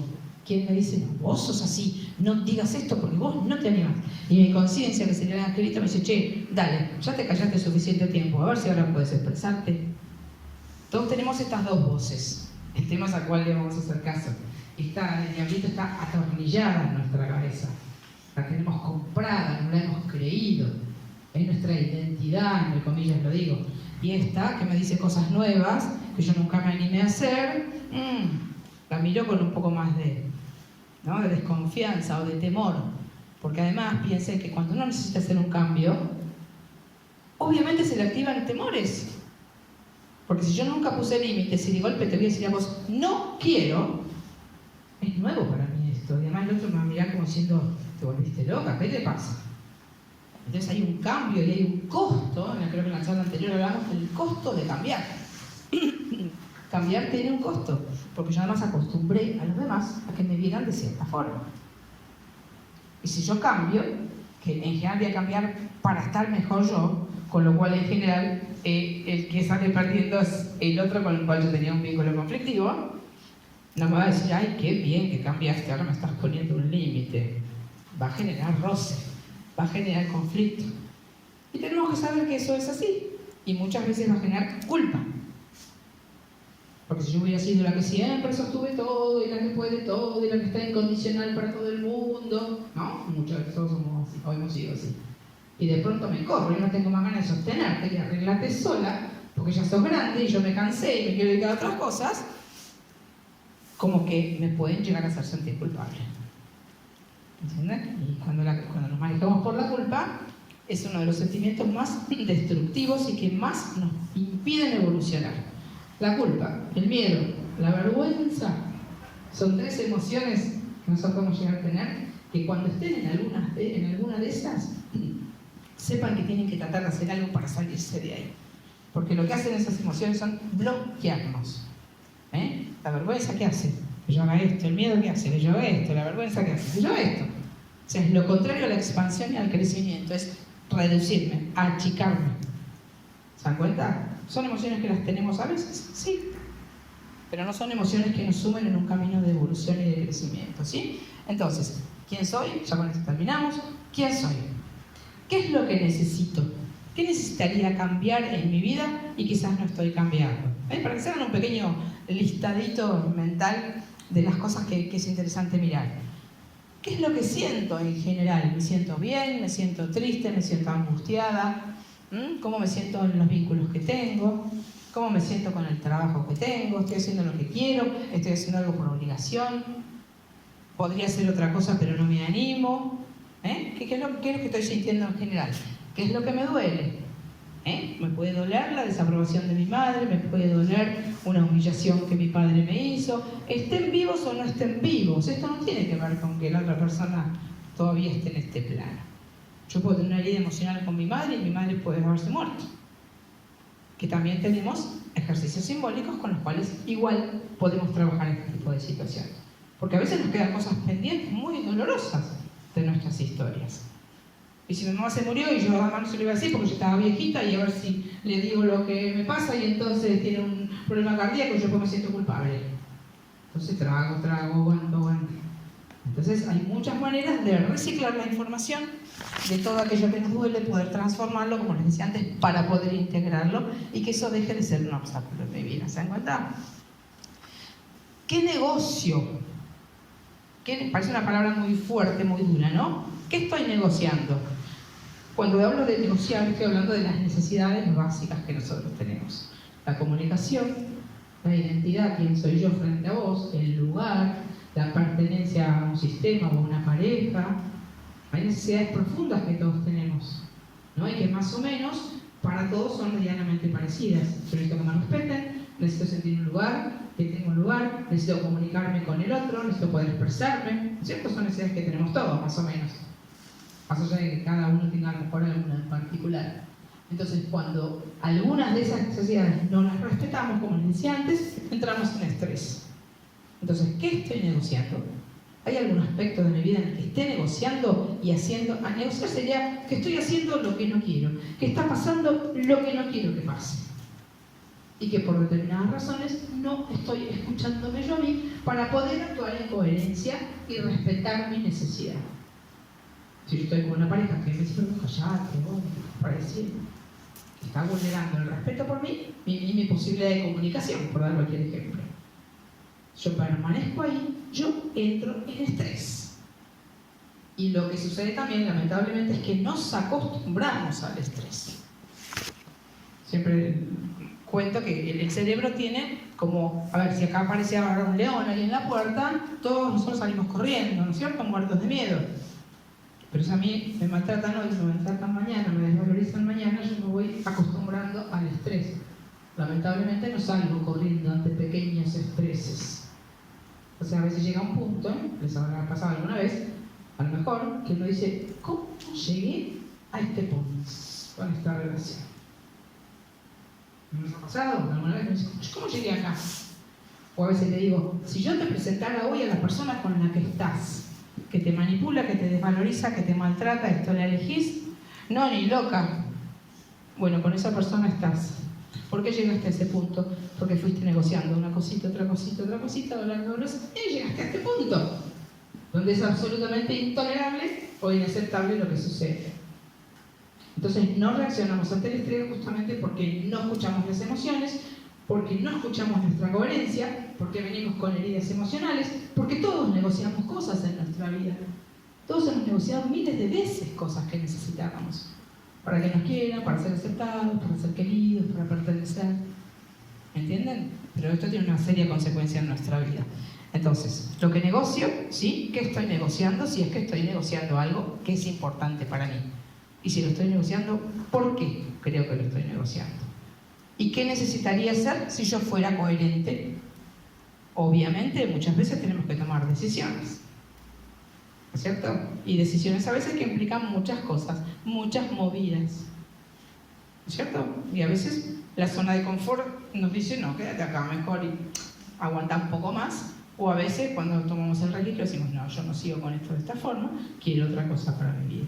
¿No? Cada uno tiene el derecho a quedarse o a salirse. Esto es algo absolutamente personal, ¿no? ¿Qué es lo que me callo? Si necesitaría decir cosas que no estoy diciendo, ¿no es cierto? Y también, ¿qué es lo que yo quisiera? Porque a veces soñamos con una vida diferente, ¿no? Ay, qué lindo, cómo me gustaría tal cosa, o cómo me gustaría haber estudiado esto, o cómo me gustaría vivir en otro país. Ay, qué lindo sería. Y queda ahí en un plano absolutamente hipotético, y por supuesto que para llegar a ese lugar o a esa situación yo tengo que dar pasos hacia allá.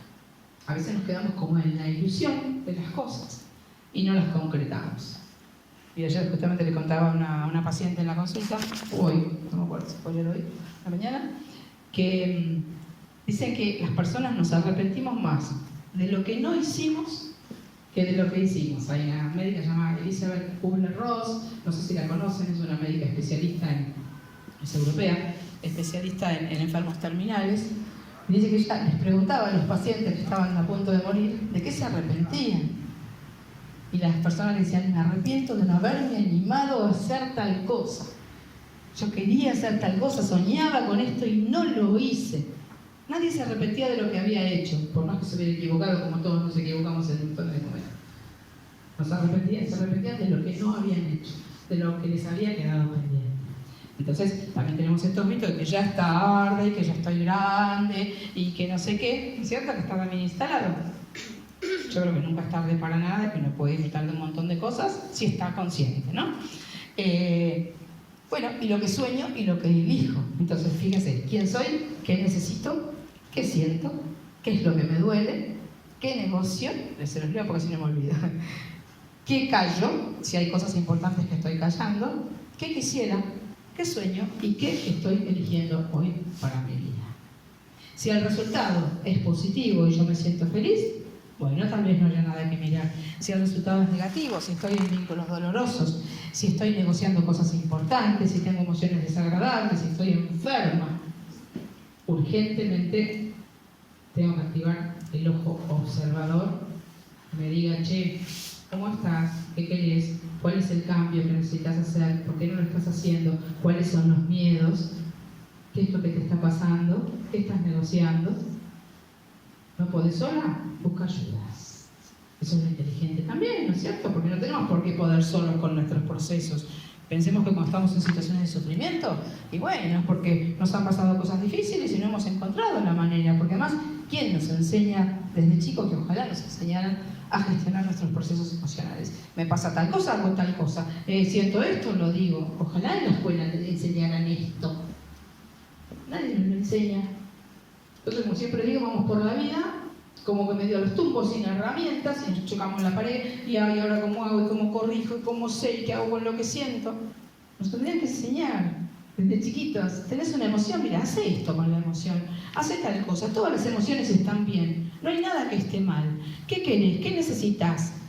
Entonces uno iría confiando en sí mismo, ¿cierto? Se iría escuchando, se iría empoderando en el mejor sentido del término, iría encontrando recursos internos que ya creemos que no tenemos, ¿no? El coraje, la decisión, el valor, la posibilidad de comunicar, que son recursos, ¿no? Como se denominan en programación neurolingüística.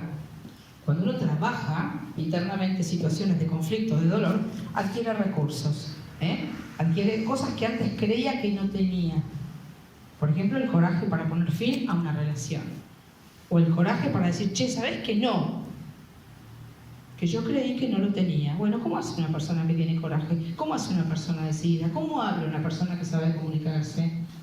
Esto es interesante. Uno a veces tiene personas en el entorno que hacen las cosas como a mí me gustaría poder hacerlas. ¿Vieron? Que uno a veces dice, ay, esa persona, ¿cómo se expresa? ¿Cómo dice? No tiene filtro, dice.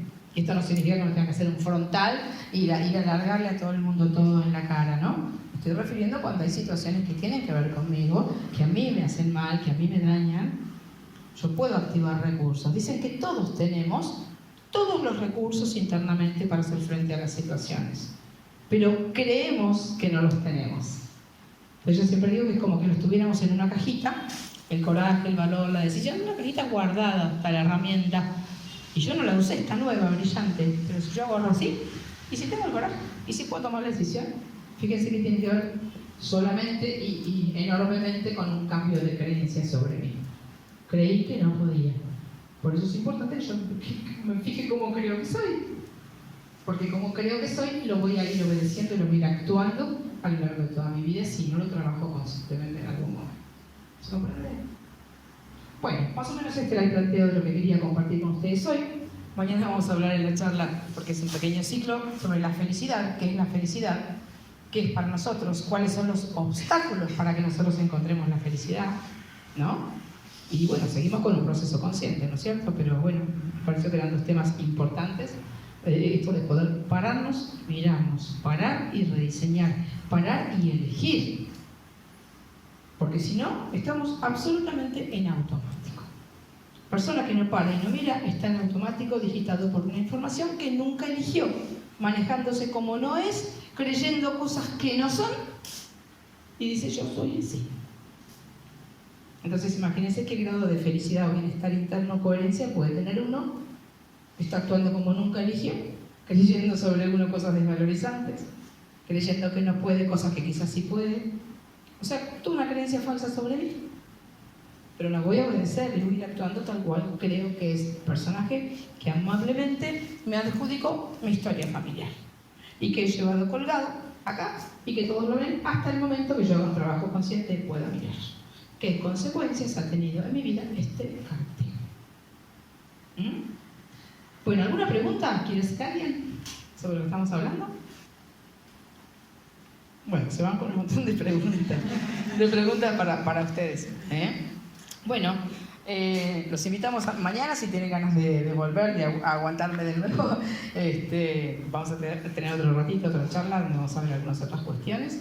Así que bueno, espero que les sirvan las preguntas para que puedan parar y mirarse, parar y replantearse y estar cada vez más conscientes, ¿no? ¿Para qué? Para estar mejor, para sentirnos bien, para sentirnos más felices, para poder escucharnos, para poder vincularnos mejor. Todos queremos buenos vínculos, ¿no es cierto? Todos queremos ser felices, todos queremos la vida más linda que podamos tener. Entonces la podemos generar, no es una utopía, pero hay que hacer cosas para que eso se logre. No nos nace así, no nos cae como un pajarito del cielo que ¡ay, hoy me levanté y soy feliz! No, lo tengo que trabajar porque todos venimos como con una carga de muchas cuestiones irresueltas que son como un lastre. Entonces, si no lo miramos en algún momento ese peso y lo sacamos y lo transformamos, ese peso hace que nosotros vayamos por la vida así. ¿Te das cuenta? ¿Te puedo hacer una pregunta? Sí. ¿Estas emociones las podés ver también en la constelación? Sí. Ella pregunta si las emociones se pueden ver en las constelaciones familiares, que es una forma de trabajar los conflictos, que sí, aparece justamente todo un campo emocional donde uno ve, no sé, por ahí alguno ha estado en constelaciones familiares alguna vez acá, ¿ninguno? Bueno, vos sí. Bueno, es una metodología maravillosa, muy diferente a lo que uno conoce, muy diferente, donde se pone como si fuera ahí un grupo de personas, como si estuvieran ustedes hoy acá, se hace como una rueda en el medio, entonces hay alguna persona que quiere constelar, que sería plantear mi conflicto, ¿no? No sé, tengo un vínculo terrible con mi madre no me quiso, mi hijo no me habla, qué sé yo, el tema que cada uno quiera trabajar. Entonces se buscan personas que representen el conflicto. Yo le elijo a ella para que ella haga de mi madre, le elijo a ella para que haga de mi hija, o que haga de mí. Las pongo ahí en el medio de la rueda. Y esas personas no hablan, solo se paran en el lugar, por ejemplo, de mi madre y empiezan a conectar. No es ninguna cosa rara ni espiritista, es una cuestión de la física.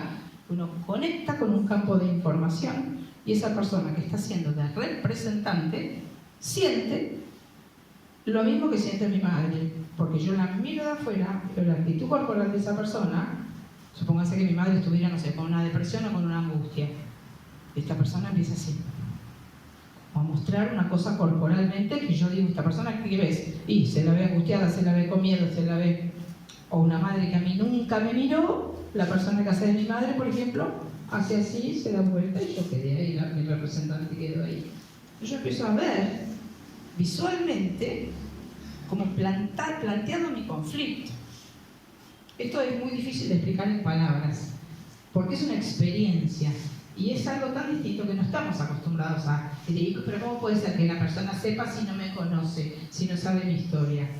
Bueno, esto tiene una explicación, como les digo, desde la física. Nosotros estamos todos conectados a lo que se llaman campos morfogenéticos, ¿no es cierto? Que son como campos de información, ¿no? Que no los vemos, pero están, ¿no? Vieron, por ejemplo, cuando uno sintoniza, no sé, una frecuencia de la radio, prende y busco 92.7. ¿Hay algo que una mi radio con lo que estoy escuchando? No, hay un campo eléctrico, un campo de información, un campo energético que conecta. Yo sintonizo, ¿no es cierto?, con una cierta frecuencia. El universo funciona en términos de frecuencia, de resonancia, de vibración, de electricidad. Entonces, nosotros no lo vemos, pero esa persona conecta con las emociones que tiene mi madre o el representante que está representando. Y en base a esas emociones que aparecen, contestando a tu pregunta, el constelador va haciendo decir pequeñas frases, a veces pone a otra persona si necesita que... ¿Vieron la serie Mi Otra Yo? Sí. Bueno, es lo que se ve ahí. La diferencia, está muy bien hecha la serie, es exactamente el trabajo de constelaciones, más allá que no se dice que son constelaciones, no se nombra la palabra. Ahí lo que hay diferente es que uno ve la historia vieja y la historia real que está ahora. Entonces uno dice, ah, claro, obvio. A muchas personas que no tenían ni idea de las constelaciones familiares les impactó mucho. Todo el mundo empezó a hablar de Mi Otra Yo. Los que no la vieron, mírenla, son 8 capítulos de Netflix, Es muy interesante, muy interesante de ver. Y la negación también. ¿Cómo? Se ve también la negación de como ser de la médica, que es la persona más preparada, ¿no? Y bueno, lo que pasa es que... Ella no podía entenderla, no podía entender la situación. Y bueno, porque hay miradas muy científicas, muy racionales. Claro, entonces, a ver, si no tienes una explicación racional para darme, ¿de qué me estás hablando? Sí, Pero hay muchísimas cosas en nuestra vida que nosotros no vemos que suceden. Todos nosotros estamos conectados. De hecho, cuando hablaba recién del campo electromagnético y el magnetismo que tiene el corazón, si uno pudiera medir con aparatos, el campo de mi corazón llega como a 3 metros de allá. Todos tenemos un campo, por eso estamos todos conectados y compartimos los campos emocionales.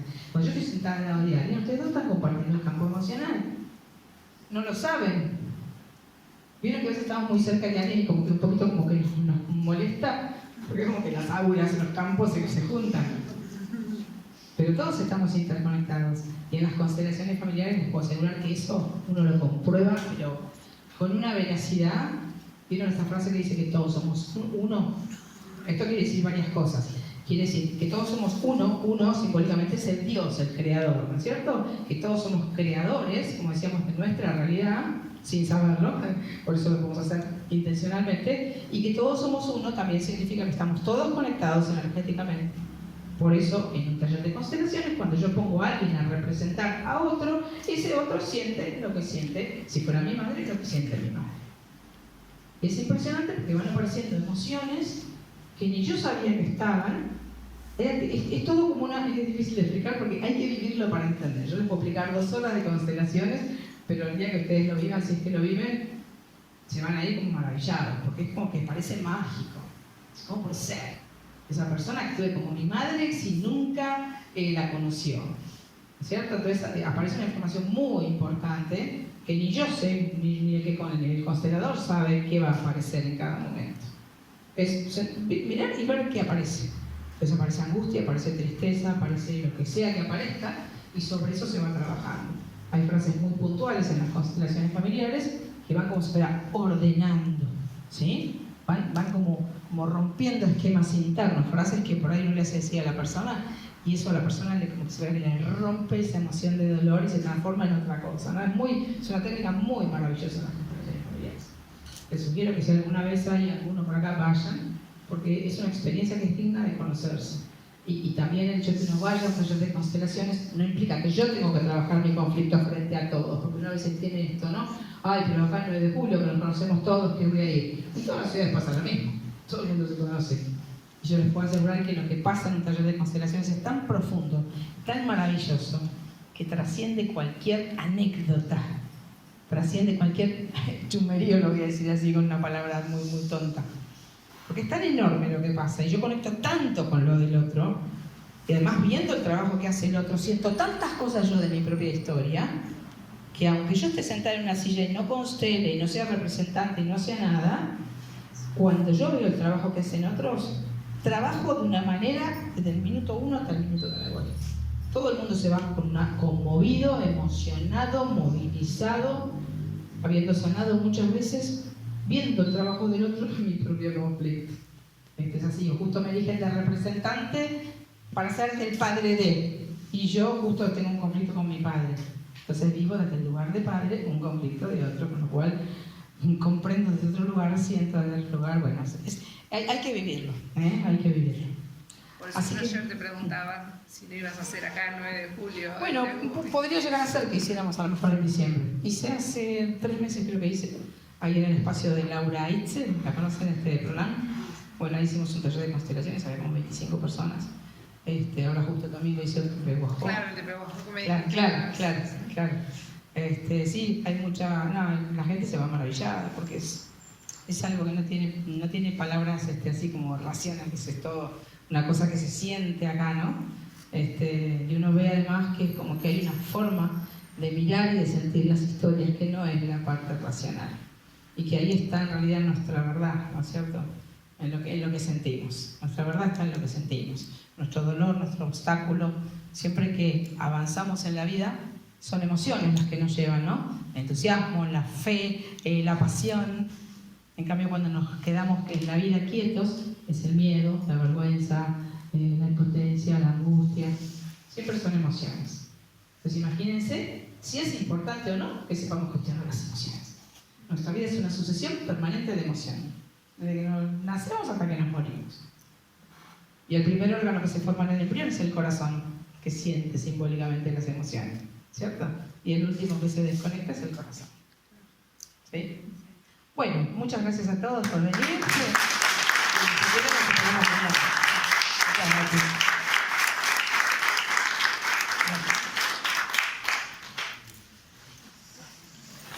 Muy bien. Es de siempre, te tomamos una palabra para que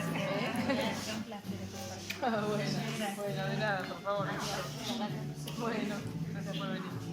Corazón. Vamos corazón. Bueno, dale, vamos a poner fecha.